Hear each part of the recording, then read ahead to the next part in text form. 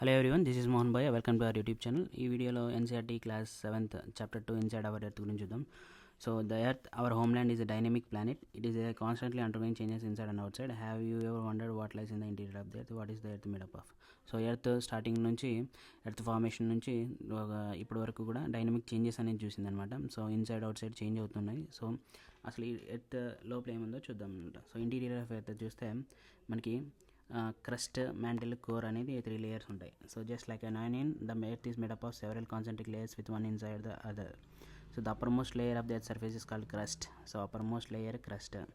తర్వాత ఇది 35 కిలోమీటర్స్ ఉంటుంది. It is the thinnest of all the layers. It is about 35 kilometers in the continental masses, only 5 kilometers the ocean floors. So మనం ఈ previous class చెప్పుకున్నాము. So continents పైన land ఉంటుంది, అలాగే oceans, ఇలా ఓషియన్స్ కింద కూడా వాటర్ ఉన్నప్పుడు ఈ వాటర్ కింద కూడా ఓషియన్ ఫ్లోర్ కూడా ఇది కూడా ల్యాండ్ అనమాట. సో మనకి ఇక్కడైతే కాంటినెంట్స్ ఉంటాయో ఇక్కడ క్రస్ట్ వచ్చేసి 35 కిలోమీటర్ వరకు ఉంటుంది. అదే ఓషియన్స్ కింద ఇక్కడ వచ్చేసి 5 కిలోమీటర్ ఉంటుంది అండర్ ఓషియన్స్. సో ఇది crust. The main mineral constituents of the continental masses are silica and alumina. దీన్ని ఫస్ట్లో CAL కలిపి సియాల్ అని పిలుస్తాం. It is sial, silica and aluminium. So క్రస్ట్లో మెయిన్ మినరల్ కాన్స్టిట్యూయెంట్ అనమాట sial. The oceanic crust mainly consist of sial and magnesium. The oceanic crust mainly consist of silica and magnesium, sima. So continental crust ఇందాక చెప్పినట్టు continental crust ఇక్కడ మనకి పిక్చర్లో ఇచ్చేసారు. Continent కింద ఉండేది. సో ఇది కాంటినెంట్స్ ల్యాండ్, కాంటినెంటల్ క్రస్ట్ ఇది ocean, oceanic crust. So oceanic crust ఏమో సీమా, సిలికా, మెగ్నీషియం ఉంటుంది. ఫస్ట్ 2 లెటర్స్ కలిపి సీమా. నెక్స్ట్ ఇదేమో silica and aluminium, Sial. Just beneath the crust is the mantle which extends up to a depth of 2009 km below the crust. The innermost layer is the core. So crust కింద mantle ఉంటుంది, second layer. ఇది 2900 కిలోమీటర్గా ఉంటుంది. So inmost layer, third layer వచ్చేసి కోరు. So ఇది 3500 kilometres ఉంది. It is made up of nickel and iron. So nickel, iron, ferrous అంటారు. So ferrous కాబట్టి nickel Ni, ferrous Fe, knife అని పిలుస్తారు. ఇది main mineral constituents. So the central core has very high temperature and pressure. So very high and temperature pressure ఉంటుంది కాబట్టి మొత్తం core అంతా లిక్విడ్గా ఉంటుంది, బర్న్ అవుతూ ఉంటుంది, హీట్ ఉంటుంది కాబట్టి. So the crust forms only 1% of the volume of the earth. So first layer ఏదైతే ఉందో అది క్రస్ట్, ఓన్లీ 1% మాత్రమే. మిగతాదంతా కూడా 84% మ్యాంటిల్ ఉంటుంది, 50% కోర్ ఉంటుంది. So the radius of the earth వచ్చేసి 6371 kilometres. Next rocks and minerals చూస్తే ఎర్త్ క్రస్ట్ పైన ఉండే rocks, different types of rocks ఉంటాయి. So any natural mass of mineral matter that makes up the earth crust is called rock. So mineral matter ఏదైతే అంత గ్రూప్గా ఉంటుందో దాన్ని rock అని పిలుస్తాం. The rocks can be of different colours, size and texture. There are 3 major types of racks: Ignatius, sedimentary and metamorphic racks. When the molten magma cools, it becomes solid. Rocks thus formed are called igneous rocks. So molten వాల్కనోస్లో కింద lava ఏదైతే bust అయ్యి పైకి వస్తుందో వచ్చిన lava సాలిడ్గా మారితే అవి Ignatius రాక్స్గా form అవుతాయి అన్నమాట. So they are called primary rocks. There are 2 types of igneous rocks: intrusive rocks and extrusive rocks. So igneous rocks, volcanic రాక్స్లో మళ్ళీ 2 టైప్స్ ఉంటాయి, intrusive and extrusive rocks. So can you imagine lava coming out of the volcanoes? Lava is actually fiery red molten magma coming out from the interior of the earth on its surface. When this molten lava comes on the earth's surface, it rapidly cools down and becomes solid. Rocks formed in such a way on the crust are called extrusive igneous rocks. So వాల్కనోస్లో ఉండే red molten lava ఏదైతే బయటకు వచ్చి earth surface పైన పడి crust పైన తర్వాత సాలిడ్గా మారుతుందో అది ఎక్స్టర్నల్ కాబట్టి ఎక్స్ట్రూజివ్ ఇగ్నీషియస్ రాక్స్ అంటాం. కొన్ని they have a very fine grain structure. So extrusive igneous rock very fine grain structure ఉంటుంది. Example basalt. The Deccan plateau is made up of basalt rocks. So Deccan plateau మొత్తం కూడా basalt రాక్స్తో made అయింది. Next some time the molten magma cools down deep inside the earth's crust. Solid rocks so formed are called intrusive igneous rocks. So volcanoes నుంచి మొత్తం molten lava అంతా కూడా బయటికి రాదనమాట. సో మోల్టన్ మ్యాగ్మా అంతా lava రూపంలో బయటికి రాదు, కొంచెం అలాగే ఉంటుంది వాల్కనో లోపల. సో వాల్కనో లోపలనే ఉన్న లావా మొత్తం సాలిడిఫై అయితే అక్కడే సో ఇంట్రీజివ్ ఇగ్నిషియస్ రాక్స్ అంటాం వాటిని. So they cool down slowly, they form large grains. Granite is an example of such rock. So grinding stones are used to prepare paste powders of spices. Grains are made of granite.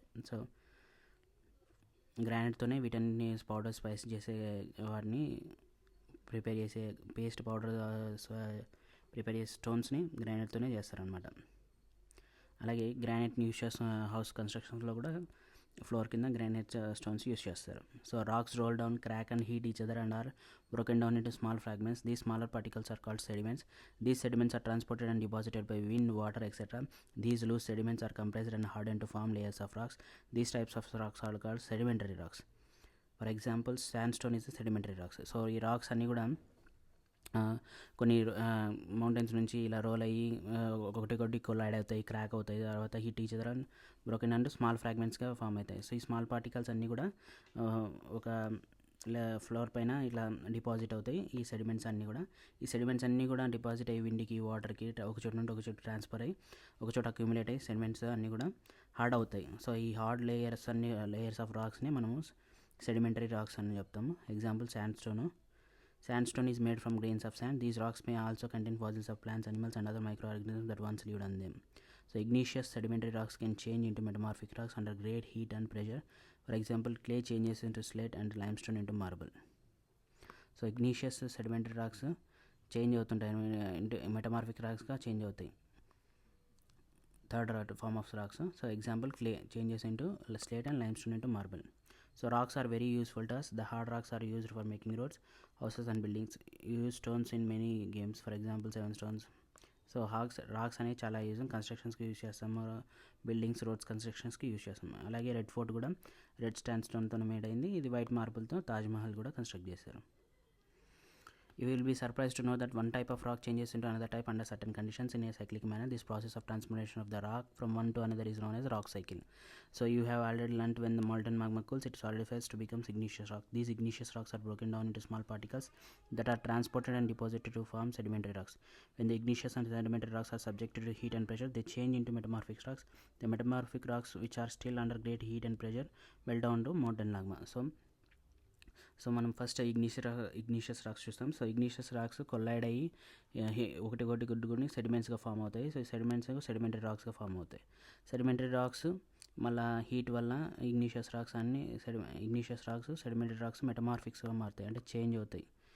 మళ్ళీ metamorphic racks ఇవన్నీ కూడా molten magma కింద burn అయ్యి మొత్తం red lava కింద molten మ్యాగ్మాగా తయారవుతుంది. So ఈ విధంగా ఒక అంటే igneous rocks, sedimentary rocks, igneous rocks రెండు కలిపి మెటమార్ఫిక్స్ రాక్స్. దీన్నే రాక్ సైకిల్ అని చెప్తాం అనమాట. So the metamorphic rocks which are still under great heat and pressure melt down to form magma. So metamorphic rocks great pressure, heat వల్ల మళ్ళీ molten మ్యాగ్మాగా అవుతుంది. So ఎప్పుడైతే ప్రెషర్ ఎగ్జైట్ అయిందో అది వాల్కనోగా బస్ట్ అయ్యి బయటకు వచ్చేస్తుంది అనమాట. మళ్ళీ లావా ఫామ్ అవుతుంది. మళ్ళీ lava igneous rocks, sedimentary rocks form అవుతాయి. సో ఇదంతా rock cycle. So rocks are made up of different minerals. Minerals are naturally occurring substances which have certain physical properties and definite chemical composition. Minerals are very important to humankind. Some are used as fuels. For example, coal, natural gas and petroleum. They are also used in industries, iron, aluminum, gold, uranium, etc. in medicine, in fertilizers, etc. So rocks అన్నీ కూడా minerals అన్ని తయారంటాయి. కొన్ని minerals కొన్ని physical and chemical properties కలిగి ఉంటాయి. ఆ properties వల్ల కొన్ని ఫ్యూయల్స్గా యూజ్ చేస్తాము. కొన్నిటిని లైక్ ఫ్యూయల్స్గా యూజ్ చేసేవి కోల్, న్యాచురల్ గ్యాస్, పెట్రోలియం. అలాగే కొన్ని ఇండస్ట్రీస్లో యూజ్ చేస్తాము, ఐరన్, అల్యూమినియం, గోల్డ్, యురేనియం.